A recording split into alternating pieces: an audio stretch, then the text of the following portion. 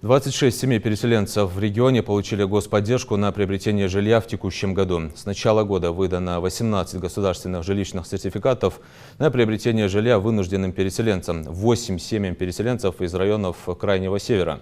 Об этом главе республики Махмуду Али Калиматову доложил министр по внешним связям, национальной политике, печати и информации Ваха Беков в рамках рабочей встречи.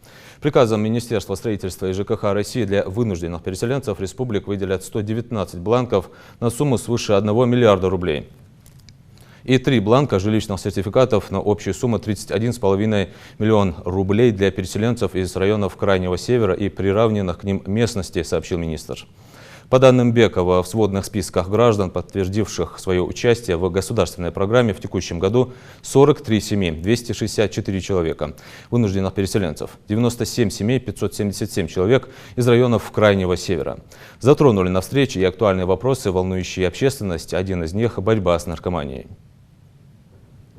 Многобятский район мы провели встречу с Сунжским районом, провели с городом Карабулаком вчера провели. Вроде население поддерживает 99%. В целом все поддерживают эту позицию. Все благодарят. Единственное, все вот надо было чуть-чуть раньше нам начинать. Но спасибо главе, что вот все-таки дал такое поручение, чтобы быстро его сделали. Давайте, говорит, ускоримся, насколько можем. Я говорю, все равно надо переговорить со всеми остальными. Со всеми надо. Да, пока общее решение не вынесут. Благодаря все турки, тамады приходят, имамы приходят, где имама дома нету, там сами имамы приходили, они все поддерживают эту инициативу. Вот эту атмосферу уже чувствую, слышу ее, и вот это вот мы добились, я думаю, что общественного порицания еще.